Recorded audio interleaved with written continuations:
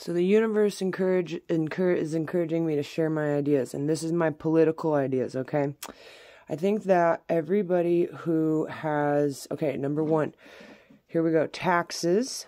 When we apply for our taxes at tax time, we should be able to decide where our taxes go to. So like, if you would rather your tax money go to rebuilding the roads and the water systems, fixing the already existing systems and improving that, you can vouch for that rather than having it going to a war.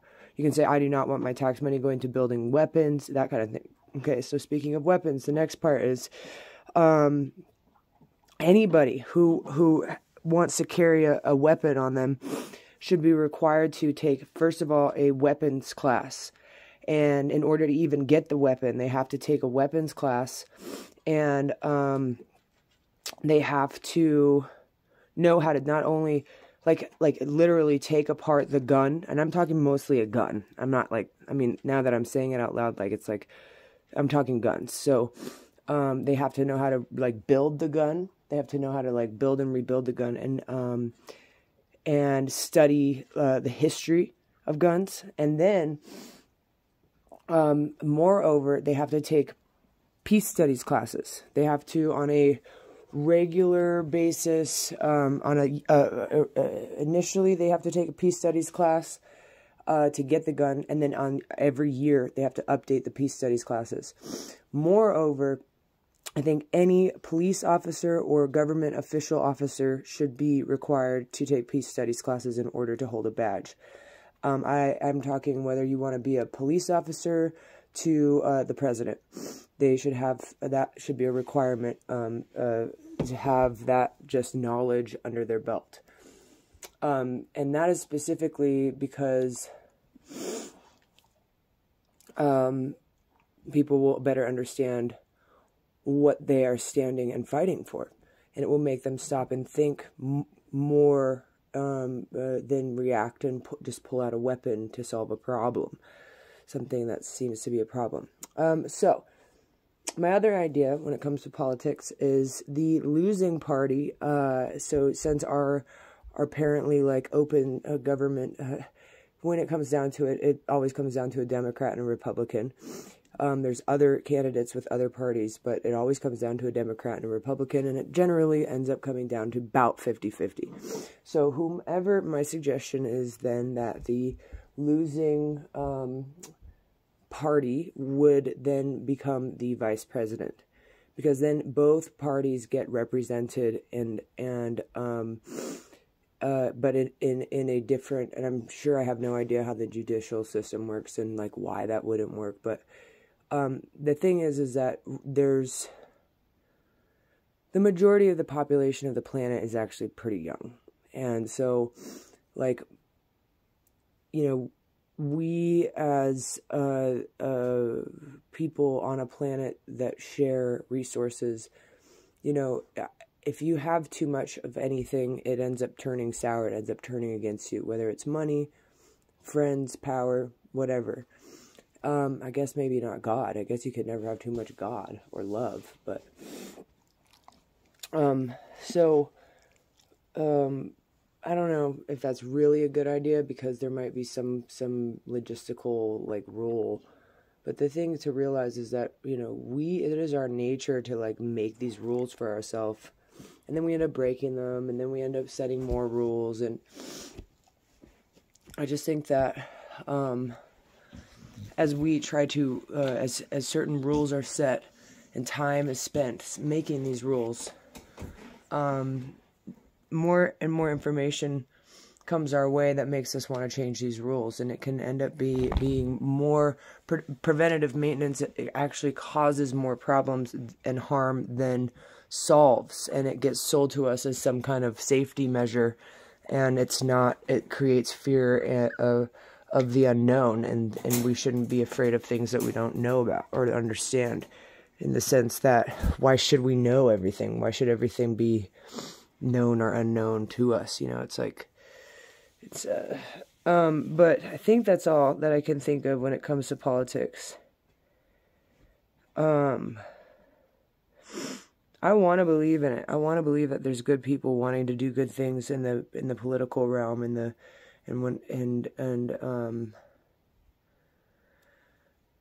I guess don't get me started on the education system then. That should be for a whole other video. My favorite thing that comes to mind when it comes to the education system is there's just this man who basically talked to a board of educators about, well, you guys have trained me in gun training, in case somebody decides to attack the class with a gun.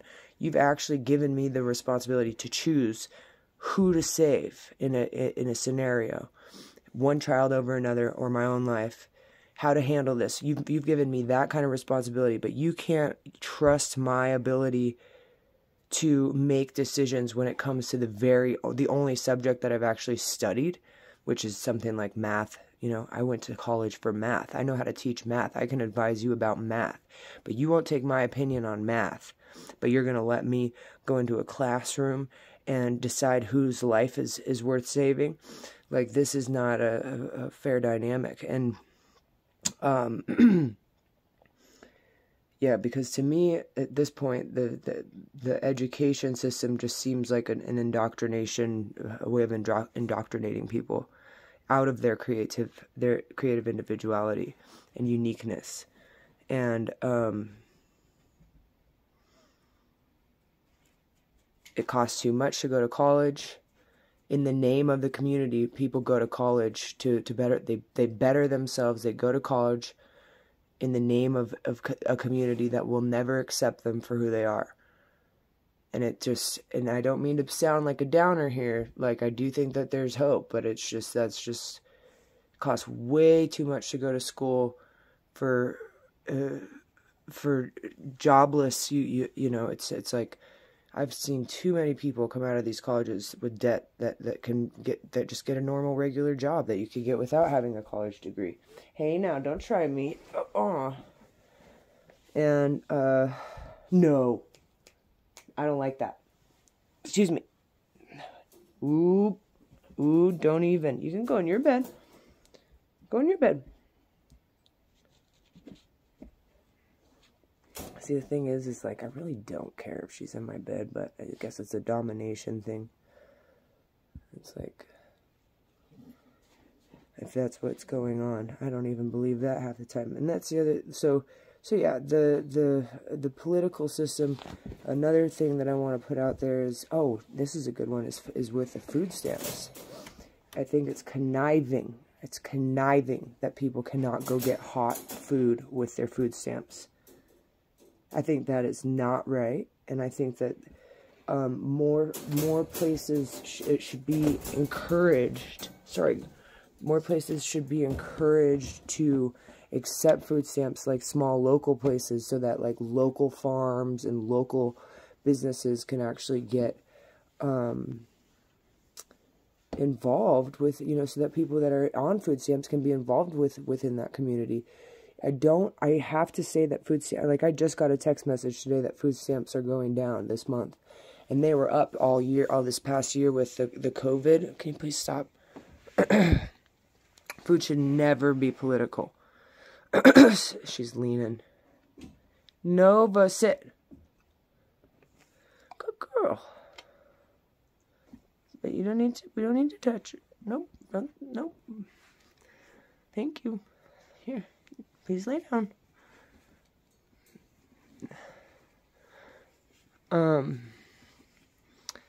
Yeah, it's like, hey, I meant it. I really don't want to touch. I really meant it, like, deeply. You're cute, but I need a break.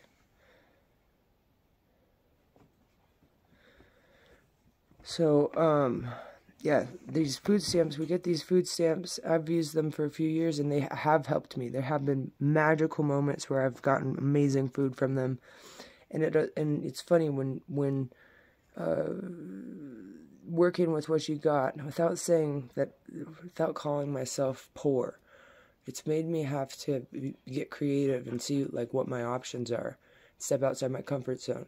But at the same time, there is something conniving about not being able to like if somebody is homeless and has a food stamps card, where are they going to heat up that where are they going to prepare that meal? And they could go in there and get a whatever, a hot meal with their food stamps and feed themselves for the night and get some energy so they could get up and actually have energy and to go to work the next day. But it's like it keeps you in this, like, somebody once told me, I heard somewhere once, that purgatory was created, the idea of purgatory was created, and it's specifically related to the separation between rich and poor, and creating this mindset of like not quite having enough, not really having little enough to complain. It's this weird mindset of just grass is greener on the other side syndrome, kind of, I don't know. But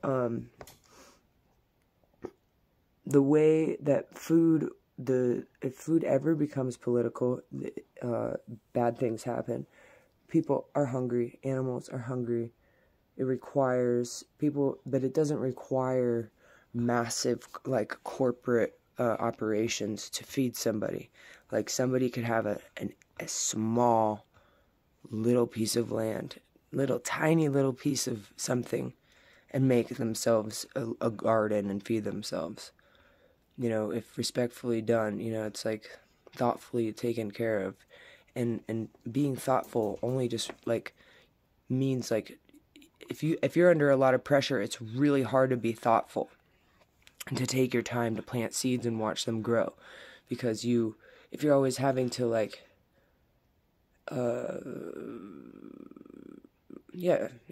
it's just hard to be, plants growing takes, like, not a lot of pressure, just, like, a little bit of awareness of sunlight and water and stuff, but not letting bugs and stuff eat them in the meantime. So, yeah, I don't know. There's, like, an illusion of control and power, and that sometimes seems to seep through and our common sense and make us, I mean, this thought has been coming to my mind lately, like, yeah, if everybody's, like, fed, everybody has a little bit of food, a little bit of warmth, you know, what they need, the basics, yeah, pretty much everybody's gonna get along, of course, because everybody has what they need.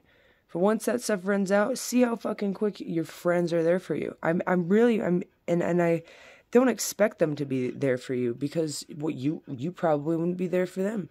If you all of a sudden have to, like, buckle down and take, you know, heed, and you're in this situation where you think you're running out of time and resources, that shit changes. And I personally pray to stay kind when I get what I pray for. Not to be entitled, because I don't know, man. Shit changes when money comes and money goes, and resources. You know, it's not just money but it does. It's like, of course we're all friends here if everybody's getting some, you know.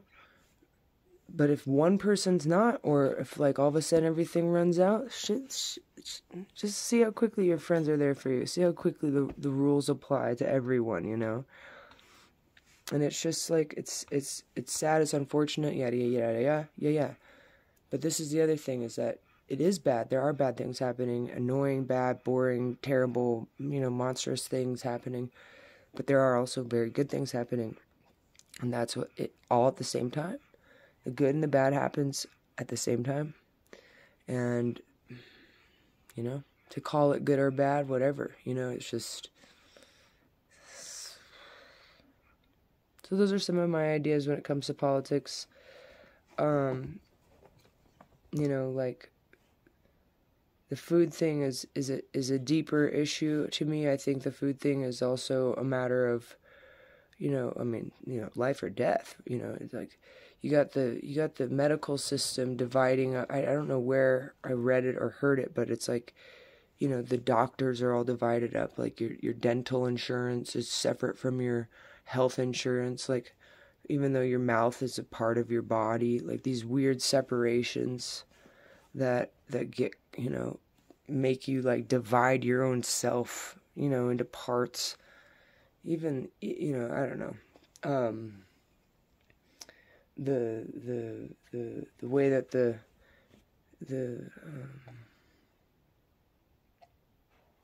the remedy for the things that are considered problems to begin with. Half of these things aren't really problems to begin with. It's just like, somehow the illusion that we're all supposed to be like perfectly comfortable in our own, I don't know, it's not true. It's like life isn't always comfortable, but, there's moments of reprieve and rest and, lushness, and then there's moments of like, tough times and hard work, and definitely the hard work, if it's not worth it, if you're not able to see the good in it, you gotta check yourself, and there are a lot of situations where the hard work is not worth it. So don't feel bad if you're feeling that way. Just be honest with yourself, about how you feel. You should, even if the work is like, really hard and painful and but if at the end of the day you're still satisfied and you're like, taking care of yourself and your responsibilities, it seems like it's worth it, But if you're working and busting your ass and you're crying and you want to die and you feel like you want to escape all the time, like change it up a little bit, try a new thing. Try to, even if it does mean giving up some stuff, it's like it's not always easy, but I think that's maybe it's an 8 of cups in the tarot is what I'm talking about. It's like something to do with walking away, or maybe the 8 of Pentacles, but they're just walking away. I think it's the 8 of Cups. They're giving up like a lot. It's clear that they're giving something up. They're giving up a family, they're giving up a huge career, they're giving up a belief system, but they know that it's the right thing to do. They know that it's not true to them. They know they're not satisfied, there's something wrong, and they have to solve that before anything else, and so that's not always easy, but I want to say when those moments come, those tower moments, those are the best blessings, because it makes it gives you just this opportunity to kind of give it up, just like, fuck it, it is how I feel, this is what I want, and it helps, it gives you an opportunity to give yourself some compassion, for whatever it's worth. Yeah, but like I said, I do want to believe that there are good politics happening. I think that things like I think our political system is actually not as political as it is business, but it's bad business. And so it makes me want to study things like ethics and business ethics, and how much profit is too much profit? How much profit does one person need, before the cup overfloweth? It's like your cup can only hold so much before it overflow, and what do you do with that overflow? And that kind of, just studying that kind of thing. But it also makes me want to check the political system and the face that it's wearing. Don't call yourself political when you're really, consumer society, it's like, so, and the way that,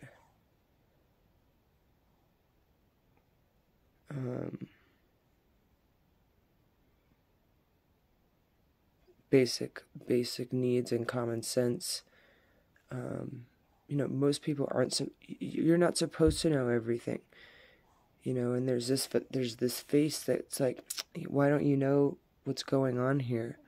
Nobody is supposed to know what's going on. You are supposed to be focused on yourself and your responsibilities. There's no reason, if you're not hurting anybody, especially intentionally, if you're not hurting anybody intentionally, there's no reason why you should be going out of your way to know somebody else's boundaries. If you're doing what you're doing and you happen to cross somebody's boundaries or your own boundaries, you'll learn that as you're going.